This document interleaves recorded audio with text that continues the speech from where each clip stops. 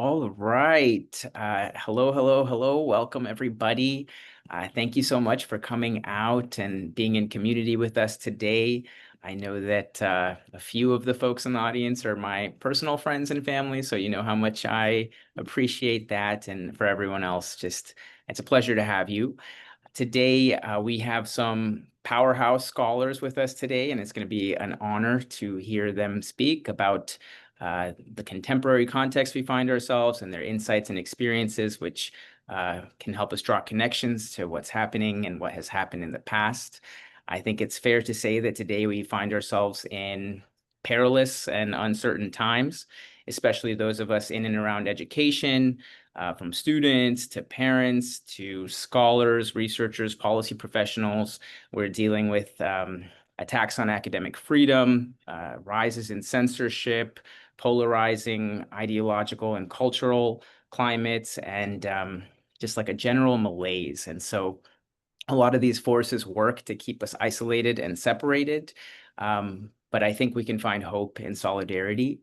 And so with that, I would like to kick off this event and begin this Zoom. I will share my presentation. And I'm very excited to share about this new book that I have coming out in a month. And so thank you all for coming out and celebrating that with me. I just want to give a little bit of the background of this project, Transforming Educational Leadership, and then I will pass the floor on to our panelists who you are all here to hear from. So a little bit of the context behind the research project that is the basis of the book, of which the panelists today are participants. In 2020, I gave a TED Talk about U.S. opportunity gaps in education, the kinds of topics that our panelists here are extremely well versed in. And it did very well. It got pretty viral. It became fifth most popular watched TED Talk that year. And with that exposure came a lot of outreach, some positive, some negative. Anyone who does public facing work knows the territory that kind of comes with that. But one specific message kind of stood out to me through all of the noise. And it was this note from this mother named Denise, a single Black mother who lives in Indianapolis. And she wrote this message to me that I put in the prologue of my book. It's the basis of the book's prologue. And she basically wrote this asking if I would call her. She said, I watched your talk, and as you mentioned, opportunity is limited. I'm too busy to go back and forth online through these messages, which I find pretty funny still when I reflect on that. So would you call me? And I was intimidated. This was 5 years ago before I was a professor, but I did. I called her because I felt like she deserved someone to hear her out. And I'm super grateful that I did because what ensued was an hour-long conversation and a continued friendship when I'm in Indianapolis, I'll come see Denise or she'll come see me. But the basis of the conversation and what she wanted to talk to me about was basically what could be considered a institutionally racist sorting practice that her two Black daughters experienced in school. So in elementary school, Denise's daughters were deemed gifted and talented. They were excelling. But then when they were both going into the middle school, it was a very different experience where despite them being recommended to go into the honors program at the middle school, none of the teachers recommended them for the honors program. And Denise mentioned to me that the school that the girls attended was a majority minority school. So the majority of the students are minorities, but the honors program was 99% white. And so she asked me, like, how does this happen? And so that question has stayed with me since. I know many of my esteemed friends and panelists here have grappled with questions like this. It was the basis of my introduction, trying to answer how this can kind of happen today in this day and age in, the most democratic nation in the world. And I, of course, cited many of these panelists that we will be hearing from soon. But what really stuck with me in trying to answer that question was that, to me, Denise felt like a leader. She took matters into her own hands. She fought with the school leadership. She advocated at the district level. She documented everything. And she fought for not just her daughters, but for other students who deserved entry into the honors program. And I'm a professor of educational leadership. And what I'll quickly say is that our field largely privileges the experiences of school and district leaders. And there's nothing wrong with that. They do very important work. They often manage these systems in place. But I was stuck wondering about, what about the people who are disrupting these systems so that we can create equitable outcomes for people like Denise's daughters? And so to me, those were some of the questions that started this research project. It was, what really is educational leadership, especially from this kind of outside-in perspective? What does that look like in contemporary context, where at public education and education in general is being largely devalued and not considered this pathway to mobility and social cohesion? And can anybody be an educational leader? Because it seemed to me that Denise certainly was one. And so, of course, there must be other Denises around the country whose stories deserve to be told and shared. And what are the kinds of traits and strategies that make that kind of educational leadership effective? And so without further ado, I would like to introduce our panelists. One of the samples, the groups of people who I interviewed and collected stories from for this book were scholars who have been extremely influential in not just studying inequality and injustices, but actually working in their capacity to challenge them as activists and advocates. And so these three panelists are women who I've looked up to for a very long time. Their work has not only influenced mine, but I'm sure thousands of scholars across the country and the world. And so I'd like to very quickly share their bios, and then the floor will be theirs. So first, we have Dr. Amanda Lewis, who is the College of Liberal Arts and Sciences Distinguished Professor of Black Studies and Sociology at the University of Illinois, Chicago. Dr. Lewis serves as director of UIC's Institute for Research on Race and Public Policy. Her scholarly work examines how race shapes educational opportunity and how racial identity and inequality are negotiated in everyday life. She is the author of the influential book, Despite the Best Intentions: Why Racial Inequality Persists in Good Schools, co-written with Dr. John Diamond, and Race in the Schoolyard. Amanda leads the State of Racial Justice in Chicago initiative, collaborating with community partners, generating actionable reports, and engaging public audiences on equity and policy in Chicago and beyond. So thank you, Dr. Lewis, for joining us. It's a pleasure to have you. Next, we have Dr. Prudence Carter. Prudence Carter is a leading sociologist of education and inequality. Dr. Carter is the Sarah and Joseph Jr. Dowling Professor of Sociology at Brown. She was the 114th president of the American Sociological Association from 2023 to 2024. Her work illuminates how race, class, culture, and gender shape students' outcomes, opportunities, and mobility in the United States and globally. She authored award-winning books such as Keeping It Real: School Success Beyond Black and White and Stubborn Roots. Dr. Carter previously served as the Dean of the UC Berkeley Graduate School of Education, and she is also an elected member of the National Academy of Education. And last but not least, we have Dr. Sara Goldrick-Rab, who is a nationally recognized scholar and advocate for college affordability, equity, and student success. She was the founding president of the Hope Center for College Community and Justice at Temple University and currently leads Edu Optimists, a consulting practice advancing research-based strategies to improve higher educational access and completion. Dr. Goldrick-Rab's award-winning book, Paying the Price: College Costs, Financial Aid, and the Betrayal of the American Dream, a book which was featured by Trevor Noah in The Daily Show, has shaped national conversations on the real costs of college and the challenges faced by low-income students. A public sociologist, she has advised policymakers, testified before Congress, and built cross-sector collaborations to tackle food and housing insecurity among students, bridging rigorous research with urgent action to make higher education more just and accessible. So thank you each so much. I know how busy you must be and the demands on your time and expertise. So I'm incredibly humbled that you would take the time to come join me today for this conversation. Truly cross-sector K through 16 educational leaders. And each of you have addressed educational inequities through research, advocacy, and more. And so what I wanted to do was talk about some of the experiences in your career, sometimes earlier in your career, that brought you to these different projects that you have kind of built a body of prominent work around. And so these are excerpts from the book, which hopefully kind of show you how exciting the book would be to read. It was very exciting to write. These were all stories that I wrote. And so I would like to start with Dr. Lewis.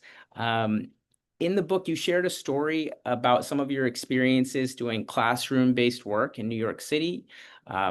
Around your time in college, and then your other experiences doing similar work around your graduate school experiences in the Bay Area. Basically, how you first started to come to realize that there's a lot of other social and cultural factors other than just academic ability that determine and influence student outcomes and how students are perceived. In the book, the quote I have from you goes like this: "Race seemed to have these teachers betraying their values. For instance, the educators seemed to interpret Kenny's giftedness and boisterous nature as indicating that he needed additional disciplinary correction.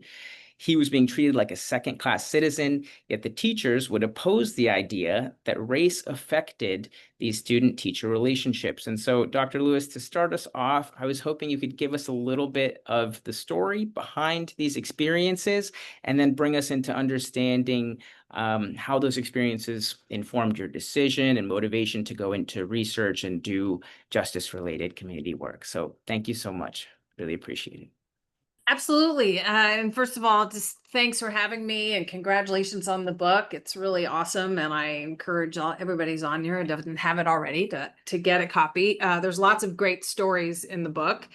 Yeah, so partly what happened for me is as an undergraduate, I participated in a program called the Urban Education Semester in New York, where we were taking classes at Bank Street, which is a graduate school of education. And they had us doing some student teaching in the Central Park East Secondary School and Central Park East 1 and 2, some network of schools that were started by Debbie Meyer and some colleagues. And one of the things that was really remarkable, and the way that my first mentor, who's an ethnographer, Linda Levine, set up the program, was that we were in these schools where it became really clear what was possible. You know, schools that were having a lot of success, that were really designed and built around the idea that all children could really thrive, and they were doing everything they could to support families and to work with families and to collaborate. It was, you know, an early experience that convinced me that rather than, I thought I wanted to be a secondary school chemistry teacher, and instead I decided to become an elementary school teacher. So when I went out to Berkeley, and went into a master's program to get my teaching certificate, I went with that lens, you know, of wanting to really be in a kind of high functioning school that was serving all kids well. And I had a series of experiences, which is where this quote comes from, where at different levels, structurally, interpersonally, organizationally, race seemed to be this kind of silent thing going on that was really leading to dramatically inequitable experiences. One of them was in school I was student teaching in Oakland, which was supposed to be a Spanish, sheltered Spanish classroom, which essentially is a classroom where you're, you know, helping kids who Spanish is their first language, both learn the material and learning English so they can, you know, it's a kind of ASL program. And half the kids in the class were African-American. There were Vietnamese kids in the class, you know, a bunch of kids who shouldn't have been there.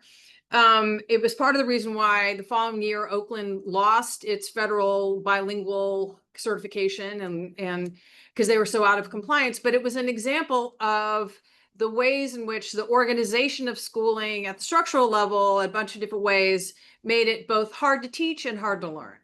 I then went into another class. This is where Kenny was coming from, in the Berkeley public schools. And this was, you know, a teacher who was an award-winning teacher. And what I found over and over again is that this was a school where, you know, that was part of Berkeley's very long-standing and very intentional desegregation programs. So the kids were about half Black and half white from different parts of Berkeley. And in this case, organizationally and interpersonally, the kids in the class were not having the same experiences. And I tell a bunch of stories early on about this boy, Kenny, who was like one of the, I would say by far the smartest kid in the class. He would stay in at lunchtime and do like word problems with me, math problems. And, but he was constantly getting surveilled and punished. And there was a whole thing going on that I just, as a early teacher, watching it happen and watching how unnoticed it went and watching how other people in the school didn't even blink at the whole thing, led me down a path of eventually kind of getting shoved into graduate school by the people who were running the program I was in, who kept telling me to focus on my math lesson plans instead of asking these questions about why these things were happening. So I didn't ever think I was going to get a PhD or become a scholar, but I was so frustrated by what I was seeing in schools that I really wanted to understand it more, because all the people I saw who were doing things that I felt were unconscionable in many ways were also people who articulated a set of values that seemed very contradictory to what they were doing. So trying to understand that and how it was carried out, became sort of in some ways, my full career of work. It's so we're still working on it, but that's where I started. Thank you so much for sharing. I invite any of the other panelists, if they have any reflections or comments related to that story that Amanda shared with us, if you have any remarks you'd like to make. No pressure. We can keep moving. What I'm thinking of is just like how Oh, it schools looked like need Prudence was going to updates get there. in there. Oh yeah, let's do it. I'll pause a little more. Oh no, I don't want to comment on Amanda's story. I was just preparing to. Oh, okay. I apologize. I wanted to Okay. I'm so used to watching my students, come off mute and then make sure they don't. Yeah. Did you want to say anything, Sarah?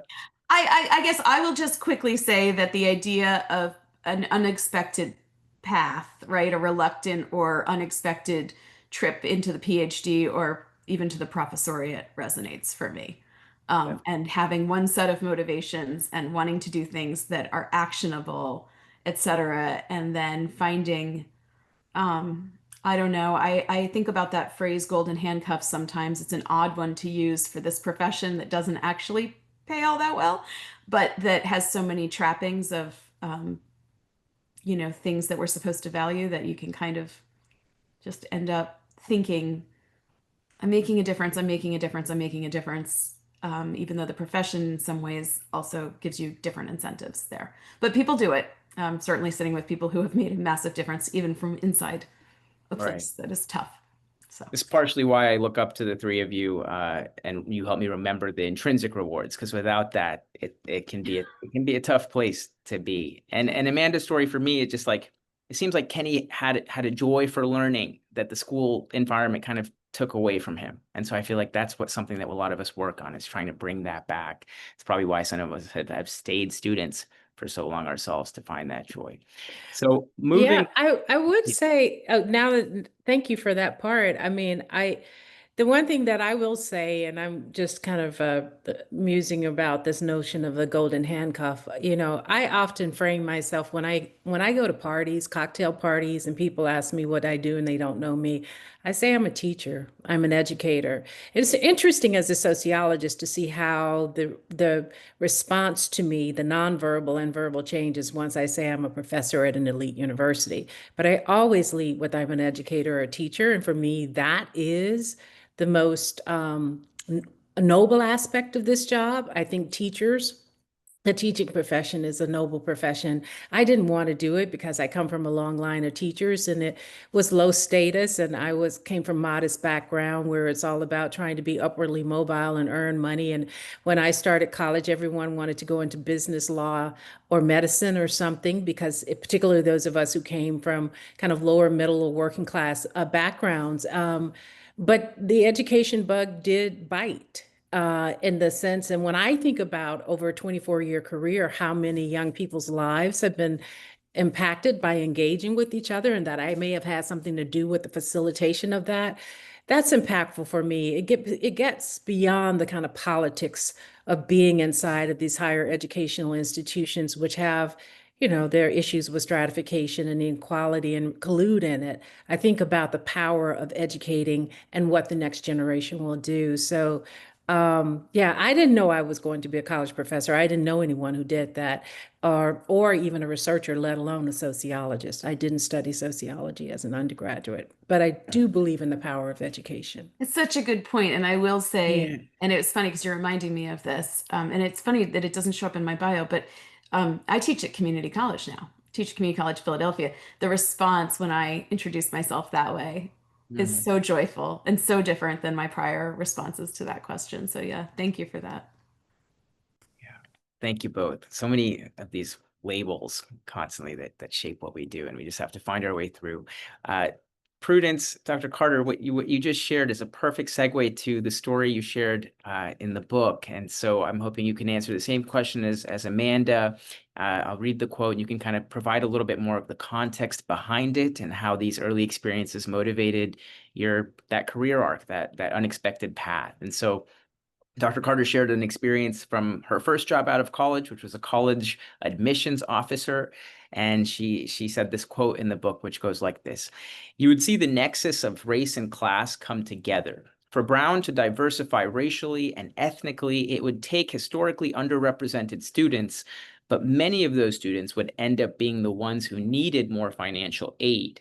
We were reproducing and creating a high correlation between students who are lower income and those who are underrepresented, racially minoritized students." And so, Dr. Carter, I invite you to kind of take the floor. Yeah, I was trying to remember the context in which I said that. I guess I was talking about the process when you have at that time, you had over 20,000 students applying and only about 1,500 would be accepted, or a little under that. And how we were really trying to diversify and be representative of America, or actually the globe. It's very important for some of these universities to also have global representation and the kinds of decisions you make in that moment. I don't believe that it didn't even change. I mean, you fast forward 2 decades, 2.5 decades later, it's rather than 20, it's 48,000 to 50,000 students, still many of them with the pressure of their families clamoring for about 2,000 spots.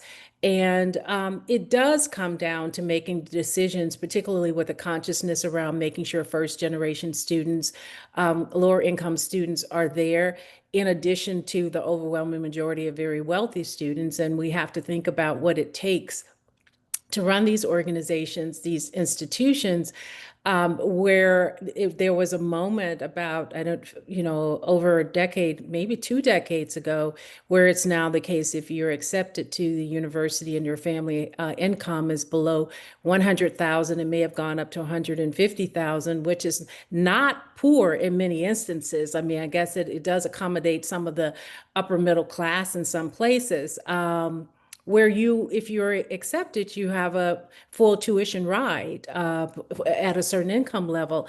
And so it was the case that when we were making decisions about these really incredibly talented students and which ones to accept, that it was generally harder at that time to make a case for lower income students whose racial backgrounds were not already well represented in the class.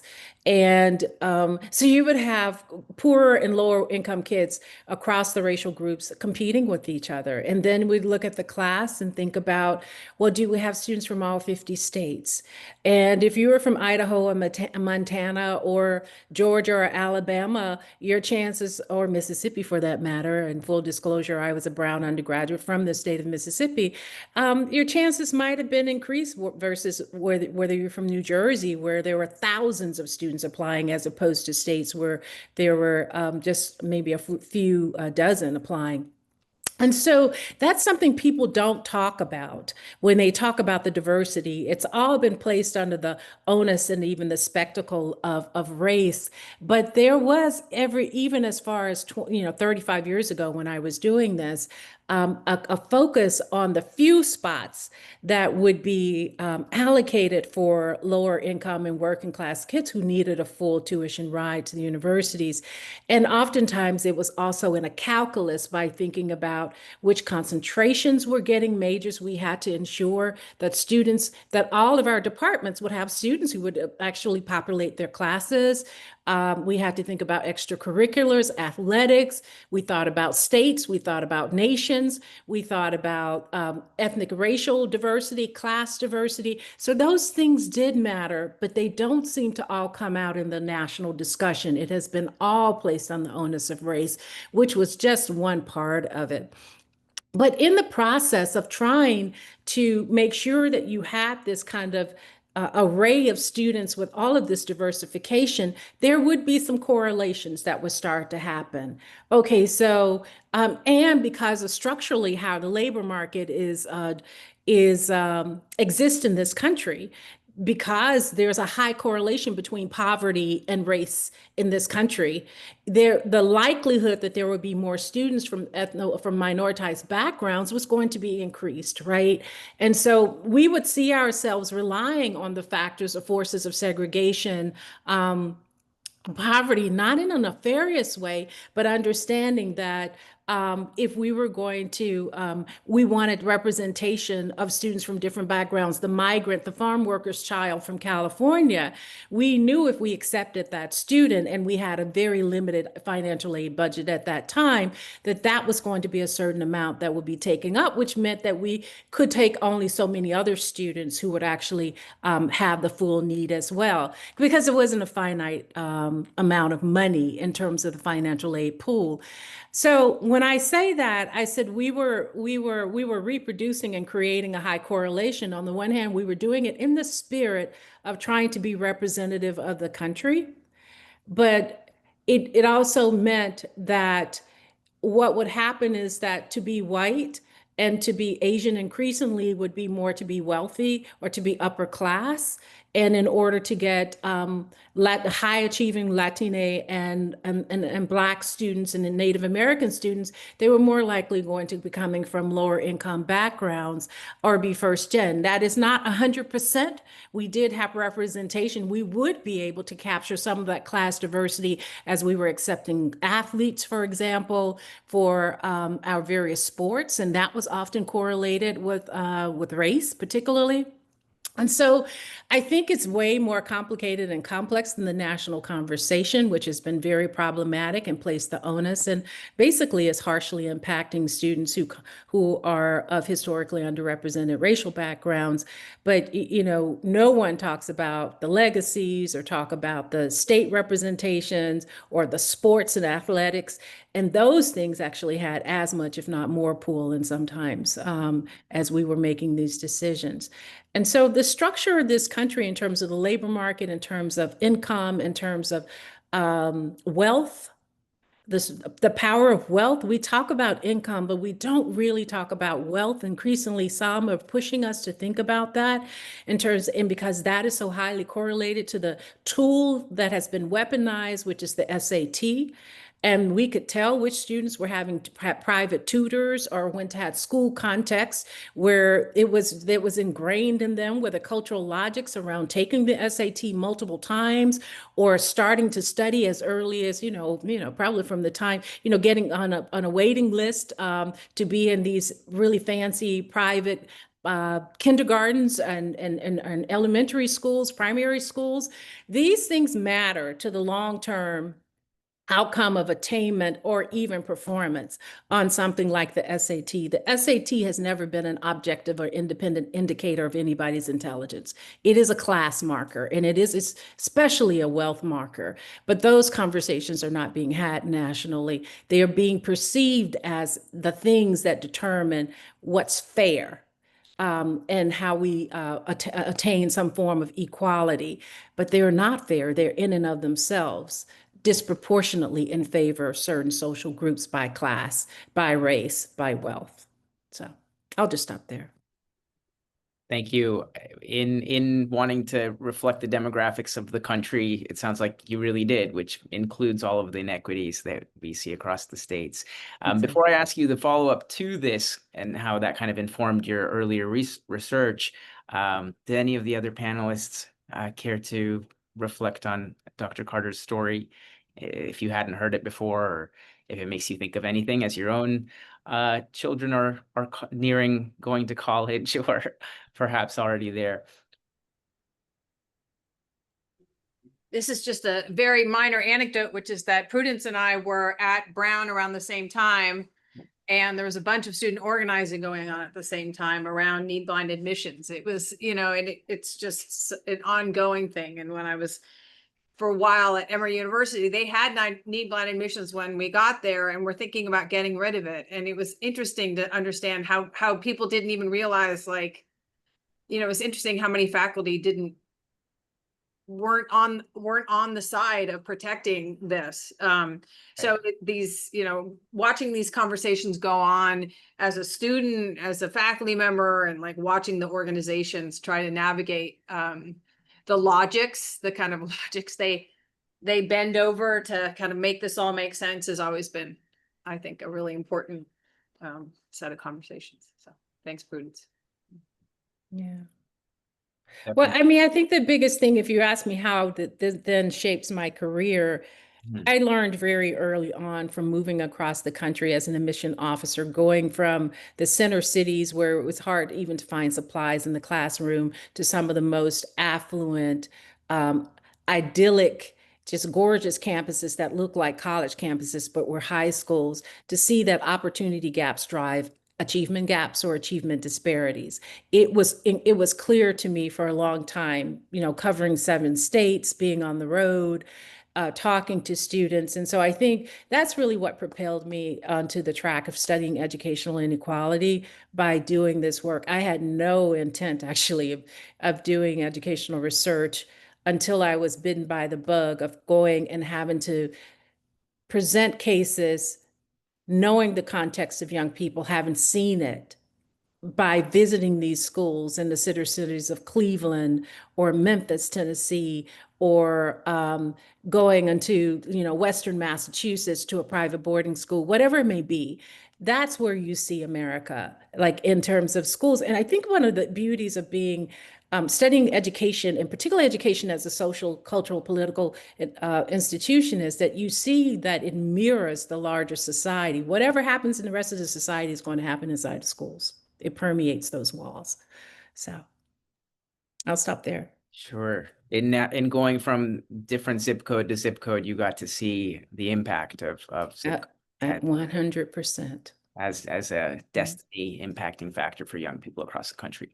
Also, the deeper conversation around need blind admissions, it wasn't until I interviewed you for this that I realized, like, it's not so simple. It's just a policy name, but it's in how you implement the policy that all the outcomes actually come to manifest. And I think that will be a segue to then talk to Dr. Sara Goldrick-Rab, where your story, you talked about being a professor, so starting as a researcher already, but then how your career kind of took a slightly unexpected turn in a research project you were doing.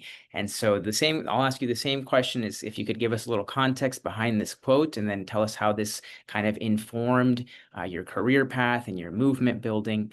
And so the quote goes like this from the book. It's, my graduate student doing the interview came back distressed and said, I had no idea this was the kind of answer I would be getting. This person doesn't have enough money to eat. What are we going to do? I've been told, fast forwarding a little bit, by a college president, this isn't food insecurity. This is someone who can only afford pizza and wants to eat sushi. I've been told that I'm overstating the problem. I'm not, I'm understanding it. And so, Sara, if you don't mind, please help us understand the context behind this quote and how it's informed many of your research and advocacy activities. Sure, happy to. Well, from the very beginning of the time that I've been doing research, which, you know, at first was not something that I drove in terms of those interests. It was what money provided by my, you know, advisor who had the research assistantship told me to work on, right? So initially that's what you do, and you got to get paid. And I was funded to look at various policies and unintended consequences of those policies. I started with Bill Clinton's welfare reform and Bill Clinton's revisions to the Workforce Investment Act, which had incredibly deleterious consequences for Black and brown families primarily, I have to say, and consequences I think we're still living with decades later. But, you know, one of the policies that around the time that I was coming out of graduate school that was getting a ton of attention, very much related to the things Prudence just said, was financial aid policy, right? And there's what institutions do, institutions that have wealth, creating their own scholarship programs. And there's what the federal government does, right? And what state governments do, which is really the backbone of our so-called higher education affordability system or financing system, which most people in America experience as student loans, right? What most people are upset about, and rightly so, is that they had to take loans for college and they're having trouble repaying them. What many don't realize is that the backbone of the system was actually supposed to be grants. And it was supposed to be the case that essentially we were going to recognize talent and try to wipe away issues of inequality by simply providing people with grants they would not have to repay, that would take away the affordability factor from higher education. This was the theory behind the Pell Grant program, which, you know, is ancient history to some people. Fast forward, and so when I started working as a professor, I was actually hired not in a sociology department, but into an educational policy department, even though I had my degree in sociology. And I agreed to that position because my biggest concern was that I would be asked to be a professor who did academic work that wasn't really changing things on the ground. And so I was told that if I took this position, it would be very policy focused, and things that I did that actually shaped policy would be counted for tenure, right? And so I took that role in an ed school, even though I didn't really have an ed background at all, with that understanding. But I came to understand that the truth was I needed to do what everybody else in the tenure track needed to do, which is to publish things in academic journals. That means identifying, you know, reasonable gaps in the literature that one can fill with a paper that would be accepted by peer reviewers, right? So I chafed. I wanted to ask the kinds of questions and explore the kinds of things that most peer reviewers just didn't seem interested in. I was told it wasn't theoretical or enough, or it was too applied, or I was told by educators that my sociology frameworks weren't that helpful to them, or, you know, and so on. Anyway, one day, well, let me first say, I did things in very non-traditional ways, including I applied for the Spencer postdoctoral fellowship with the explicit intention of being able to have a maternity leave. Because at the time, Wisconsin did not offer maternity leaves, paid maternity leaves. So I applied for the Spencer with the goal of being able to have my first child. I got the Spencer. I had my baby. It worked out beautifully. Really grateful to that foundation. Changed my life. Gave me a son who just started at Pitt. Got a little time for research, not much. And I came back from that leave, and I was called into a meeting that I totally didn't expect with two of the wealthiest people I've ever met in my life. They were the biggest donors to my university. And I was seated and informed that they were going to create a solution to the massive widespread college affordability problem in our state of Wisconsin, and that they were going to do it through their charitable giving. And then they said numbers that just were numbers that I didn't even know could exist in a conversation. Like, we're going to spend $175 million and we'd like your help structuring the program. Okay, so fast forward through a crazy set of 3 or 4 or 5 months where we did some program design. What I was trying to do was to get them to stop thinking, number one, that they were going to fully solve the problem. I showed them gaps that were more like $550 million. So 175 is nice, but it's not going to close 550. And second, they really wanted to do what almost every donor wants to do, which is to pick the winners. They wanted to pick the students who most deserved it and would graduate and become successful alumni of their program. And I wanted them to do the opposite. I wanted them to recognize that I read the scientific literature, and I read it then, as saying we don't actually know how to do that very well. And that if we do know anything, it's the people we don't tend to pick who actually get the biggest benefits from college, if only they get to go. So we landed on a much more flexible program than they had originally anticipated. And I landed the program evaluation, which I was really excited about because this was something different. I was really going to get to answer the question for them that they were asking, which was, how much would this program change the lives of these students? What I didn't anticipate was, of course, they were the biggest donors to my university. And that meant that the administrators of my university really wanted them to be happy. So I was given some constraints around the kinds of things I could do. What they really wanted me to do was to, mainly collect the academic data, show them that it was working, and also go talk to the students. That's something I really wanted to do, but mainly so that I could come back with lots of gratitude stories. I could collect some stories of poverty, I was told, because we needed to hear those things, right? But it was much more in the performance of poverty vein of the world, right? So I began to engage in a little bit of subterfuge. And that is to say, I obtained some funding, not only to do the quantitative work, but I made sure that I got some qualitative funding. The William T. Grant Foundation stepped forward, which I really, really appreciated. And I got that funding by basically drawing on my prior work, which was all about unintended consequences. So what I said is, I think most people would agree that giving people money is a good thing. But what if there are unintended consequences? And I could picture things that conservatives might think would be unintended, like they would lose their motivation to work hard because they were generously funded. Or, other things like, money doesn't solve family problems, right? So all kinds of competing hypotheses. And I set up a whole framework for that, but it was really just an excuse to be able to actually go hang out and listen, okay? So the program begins and money starts flowing out to a set of students, and money is not flowing out to another set of students. And so this actually turns out to be a situation where we actually end up having a randomized control trial. Because as I said, there were far more students who qualified for this program than they could afford to fund. And I convinced them that it was better to not try to cherry pick your way through a bunch of applications. It was cruel, in fact, to tell a bunch of students who applied for this that they wouldn't get it. Just look at the admin data that already existed. Don't tell the students anything. Flip a coin on the admin data and then send the winners the money, right? So it was actually like, hey, good news rather than, hey, bad news to a whole set of people. And as soon as the money went out the door, my team, which included graduate students who'd been, preparing for this moment, we started going and talking to students, and we talked to both groups. Okay.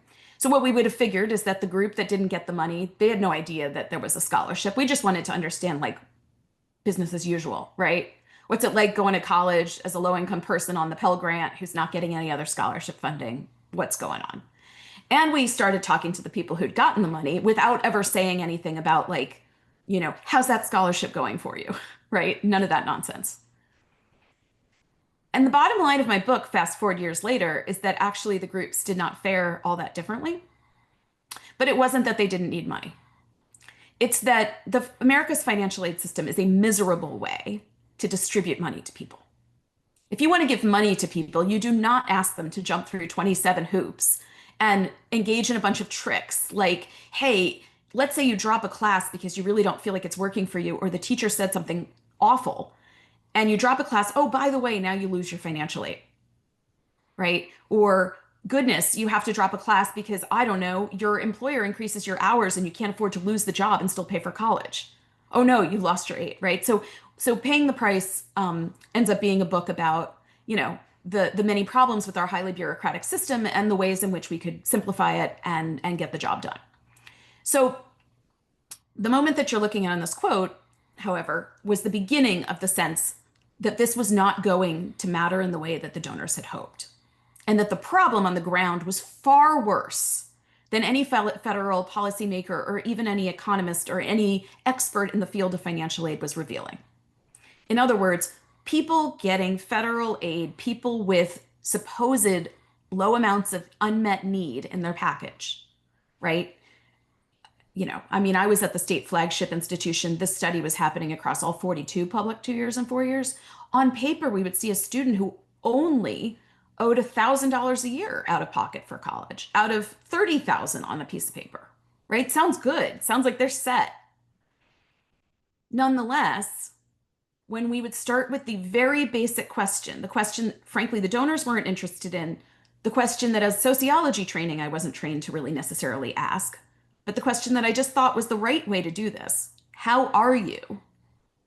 The question that we asked was, how are you? And the response came back, not so good. Why? What's going on? I haven't eaten in 2 days. What do you mean you haven't eaten in 2 days? Right? This is college. Does that happen in college? We were told financial aid covered those kinds of things. Right? Now, of course, there's some things that happen, whatever. And so that moment when the student came back and said this, then another member of my team said, I heard something like this too. And we're sitting there Googling food insecurity college. And Google is like, what? There's nothing. There's absolutely nothing. It turns out we could dig up one study from the University of Hawaii where they had collected a little bit of information. Now, of course, we knew food insecurity existed in the general population. Of course, we knew it existed in K-12. It's not like that was all whatever. But it really did two things. One is it led me to want to ask more questions about things we hadn't asked about. It led me to want to really follow the students wherever they wanted to take us, to help us understand what affordability really meant and where all the cracks in the system were. And because we learned that this wasn't one-off. This was not a couple of interviews. I mean, the federal government just finally, after we advocated for more than 15 years for the federal government to ask these questions, they finally started asking in 2020, before the pandemic actually, and the answer was that about 1 in 4 college students experiences food insecurity in a way that gets captured by a survey. And 8% of college students experience homelessness every year. That said to me, I'm definitely not interested in sitting here and writing about this in academic articles. I'm interested in finding solutions. And so that led me to do what I could do that was still rewarded by tenure and such, which was to raise money and open research centers and so on. And then several years ago to say, that's all well and good. I've achieved the professorship and the tenure and everything else, but universities are telling me that the kinds of work I really want to engage in directly with states, changing professors' practice, and most importantly, whenever I can, raising the funds and putting them in the hands of the students who deserve to have them, that wasn't something institutions supported in my work. And so I just stepped outside. And now I just do whatever I want, including research.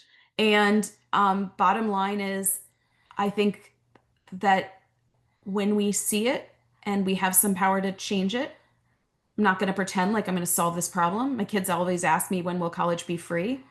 Mommy, did you make it free yet? Come on. Not in my lifetime, probably. I hope that we make some progress towards it.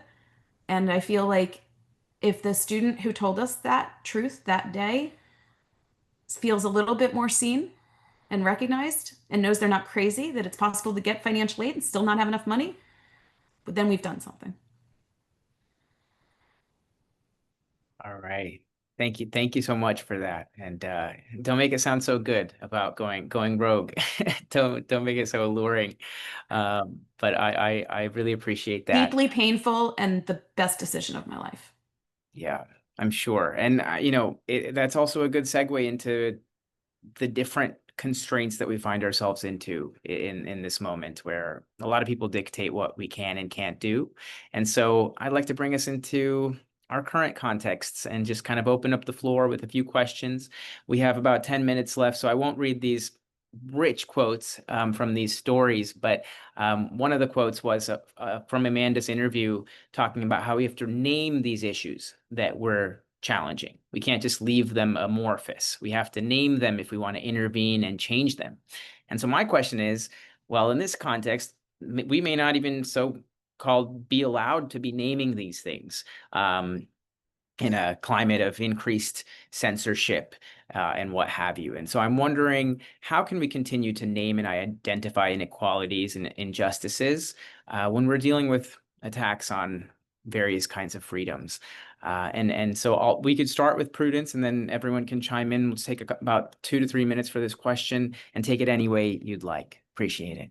Oh, Yeah, I think that's a very good question. Thanks. And I care less about labels and words than I do about the actual contextual and kind of elaboration, elucidation of what it is we're trying to do. So trying to be specific about what it is we're trying to do.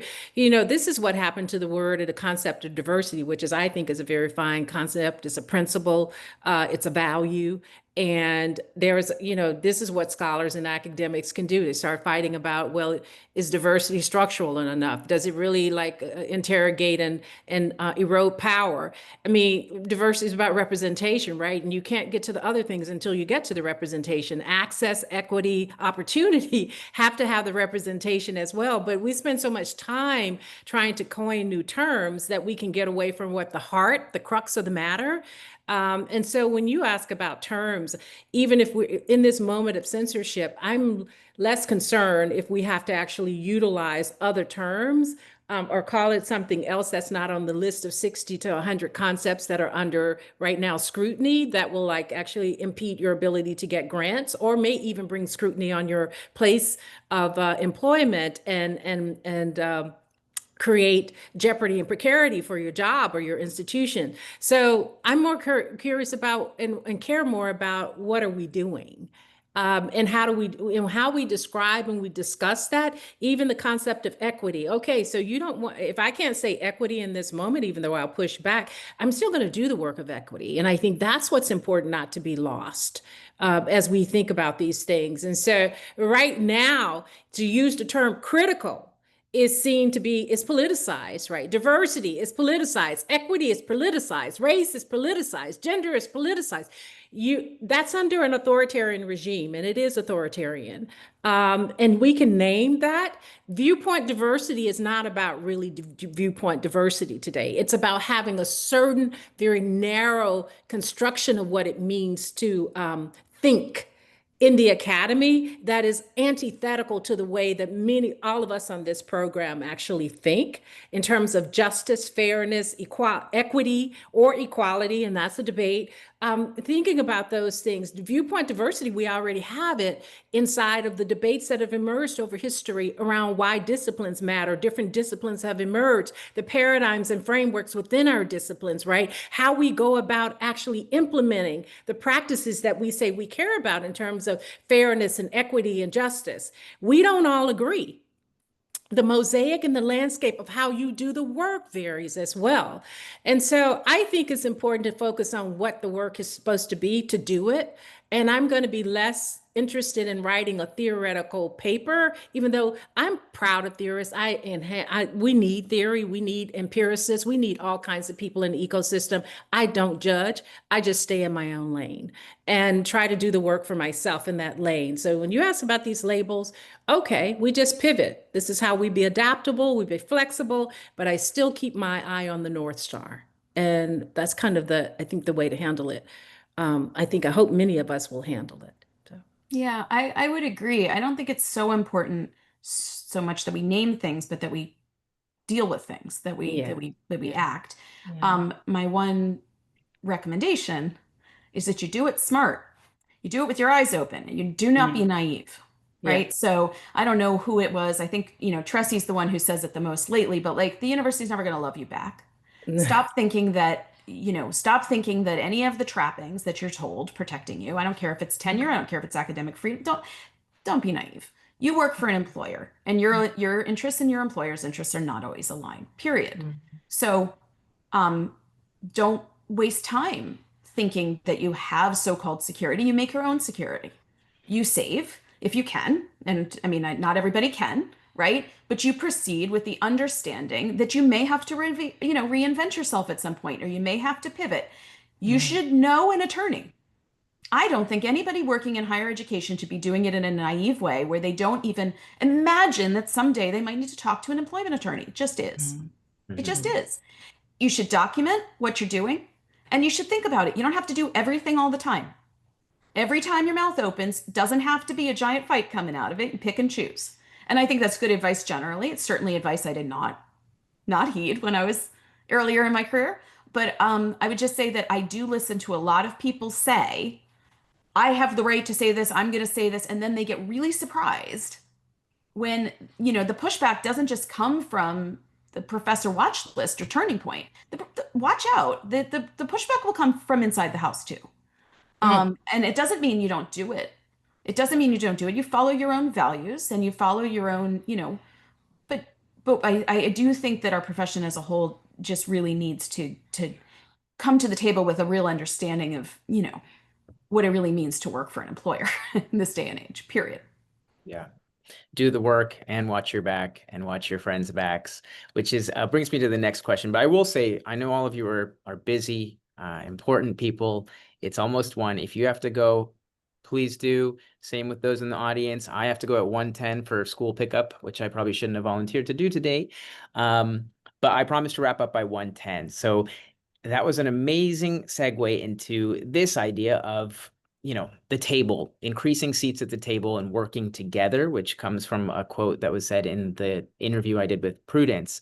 And so my question related to a follow-up with what we were just talking about is how can we, in this moment where we're doing the work and also protecting ourselves and others, how do we expand the table for more people to sit and engage with us and collaborate with us so that we can build some momentum and collective strength, especially when maybe by design, the tables are increasingly siloed and exclusive. And so if we could, Amanda, I would love to start with you on this one, and then panelists, please. Thank you. So interesting. I'm still thinking about the last question. I think there's different ways to think about the table also. I mean, I'm thinking about where you started this with thinking about educational leadership and thinking about who are the leaders. And I think what I've not so much thinking about the academy, but thinking about schools more generally these days. I think it's often the case that superintendents, principals aren't always the ones who are going to be the most courageous on these things. And I think that leadership comes from lots of different places, and that folks are, we see lots of folks who are building collaborations and networks and organizing to ensure that the schools are doing the kinds of things they need to be doing. I mean, we see this in both, in all different directions. But I think one way to think about expanding the table also is not relying on kind of narrow notions of who is going to be a leader in this moment. And I think, that's sort of where you started us. And I think I see more and more, like, especially right now in Chicago, which is really under siege in a lot of ways. There are lots of networks of folks who I think had not been very active in the past, but who are getting more and more active, who are recognizing the need to protect their neighbors, the folks they work with. And so I think it's an interesting moment where the table is increasing in some ways, under risk, by necessity, but I think it's sort of interesting in all those ways. Yeah. I just think we have to be braver. I think that some of the reason we don't expand the table is that I don't know, we're worried that the table will change or the conversation will actually change. If somebody I think about this in terms of credentials all the time, right? Like, oh my goodness, what if we hire somebody who doesn't have a degree? What would actually happen? Would we learn that we didn't, will they say ignorant things? Will they not know? Will our degrees not matter as much? I mean, like all of these anxieties, when really that's where it's coming from. You know what I mean? Like, I don't know. And then I just keep thinking, like, make more tables. Like, there just have to be, we have too few points oftentimes of like where decision making is coming from. I remember, so I'm going to just quick, I don't know if this anecdote works, but I think it does. I remember Nancy Kendall at UW-Madison, who does a lot of work outside the United States in educational decision making, told me a story about how she was trying to get a community to really expand access to education for girls, right? And really allow girls to be able to engage in school. And that all of the typical funding was going to folks that were the equivalent of principals, right? And funding them to make this change and so on. And she got engaged with a funder where she said to them, instead of, she said, what we need to change is actually it is who's in the room for the decisions. And so what they ended up stipulating was that they would give the money to the school, but that the table of decision makers had to include, and they dictated the sets of people, right, including parents, including some girls themselves, right, and so on and so forth, and basically said, we're just not giving you a choice about this, like, we're going to check on it. Was the decision made by this group? They changed the group of the decision makers, and they got radically different outcomes. That was more farther than most philanthropy is willing to go. Right? Most philanthropies, like, we would really like you to do this thing. They put their money behind it and said, look, if you're going to do this, you're going to change the group. And I don't know, that I've really held on to that because I think that there are very few places, especially in this country, where we'd be brave enough to really say, no, this is just how it's going to work. The Board of Education is just going to have like this much of the decision-making authority, and the rest of it's going to come from over here, right? So you can have more checks and balances and so on. I hope that makes sense. Yeah. Really does. Yeah, the only thing I would say, and just because I haven't been able to say it, and I've been thinking about it, I think at the table right now, what I wish for K-16, K-20 leaders right now is that they actually had activists and movement building friends. The leaders, I don't think that many of these people are not bad actors. They just don't know what to do. And they could really learn from actors who have built things in terms of social movement, who have that current cultural currency, that capital. And that will very well be parents, that could be student leaders, that can be anything. One of the things that we did with the center I direct a few weeks ago, we had an academic convening all day, and the convening included K-12, 6 through 12 teachers. So it was on W.E.B. Du Bois, which generally, you had all these scholars presenting papers, but the teachers were there too. And we made sure that they worked together. And it was the most fulfilling convening of my career. And because I've never been to an academic or scholarly convening where there were just educators from across the different sectors. There are parents there. Many of them were parents, but to be able to do it, it was hard. It wasn't easy. Because one of the things that we had to do was to say to the scholars, please mind your jargon, mind that you're talking to an educated audience, but we're going to be all here together trying to work on this problem of democracy right now. And folks were open to it. But so I think listening to other folks outside of our field of influence, our sphere of influence and expertise, and I know higher ed leaders need to be talking to movement builders right now. Definitely. Thank you. I think what resonates for me is that this conversation is giving me some of that courage that we so need, and that we can't be hung up on these preconceived ideas of what the outcome should be. Because we start our work thinking about we have to affect these outcomes, and that sometimes prevents us from doing it or keeps us doing it in a very narrow way. I am going to just quickly ask for final thoughts related to this question. And it's just, it feels like a very divisive time. So how can we get more people to care about humanizing each other? Maybe structural barriers, but that's academic jargon a little bit. So how can we care about humanizing each other in this moment, even those people who we may disagree with? If you have any thoughts about what it takes to reach across the table once we've built it, as a concluding remark.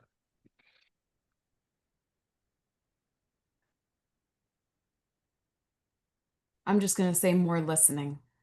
And it's but I also don't get me wrong. We're not required to listen and be the ones to listen to the people who are doing violence to us.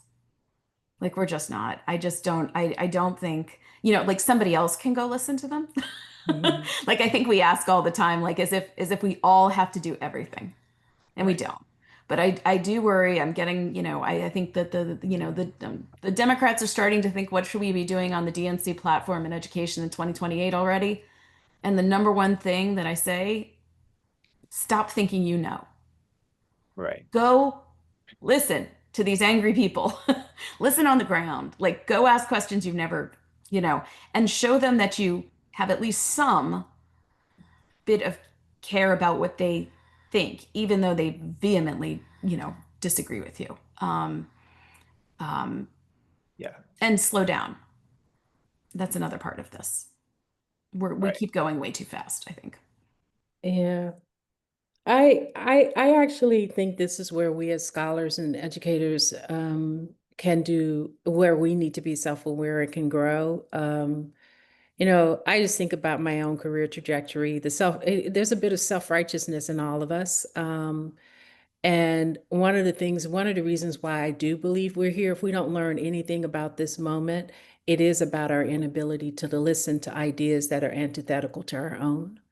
And but there's a twofold problem, and maybe multifold. There's the one philosophically, if you're trying to disagree with someone who fundamentally believes that other people are not equal or as human as them, and they have a fundamentally and radically different idea system about the humanity of others, that is much harder to penetrate than if it's about a debate, fundamental differences about social practices and policies. Yeah. The latter I can do. The former, it takes a lot for me to be able to sit with someone who is looking at me who does not believe that I am equal to them as a human being, that I deserve the same rights to them as a human being. And I think that's where we are, is that there's a conflation of the different philosophies of humanity, and it's harder to penetrate. How do you listen to people who are talking to you and who are willing to kill you, or who who invisibilize you? And that's harder. I think it really takes a deeper level of compassion and love for another to do that, where I don't know if I'm as evolved enough to do that. But if we're talking about and debating, like for instance, Sarah's issues around, you know, free college, you know, there's a lot of debate about every social issue. I think that's easier. And our students, I think that's where we need to cultivate them. But are we to be like completely ecumenical about every idea system? I don't know if we can. I don't want students to be socialized to believe that we're not all created equal. Exactly. Right. And Yeah, who knew that in 2025 that would be the work? And maybe that's where we start, is our commonality as human beings and that's right. actually seeing each other. I am so grateful for you both. I can't thank you enough. My punchline for this conversation that I'll be thinking about for weeks to come is that, you know, I think we all have the capacity to be an educational leader, and I think we all have to be in these times. And hopefully we can continue to do that work together. If you enjoyed the conversation, I think you really enjoyed the stories in the book. My esteemed panelists and friends, thank you so much for your time and expertise. And I'm feeling a little braver, a little more hopeful, and I hope everyone who attended is too. So with that, I'd like to adjourn this session. Thank you so much for your time. I really appreciate it. Thank you. Thank you. Thanks. Bye-bye. Thank you all. Have a great day. You Thank you. too. Bye. Bye, everybody. Please order the book. Thanks.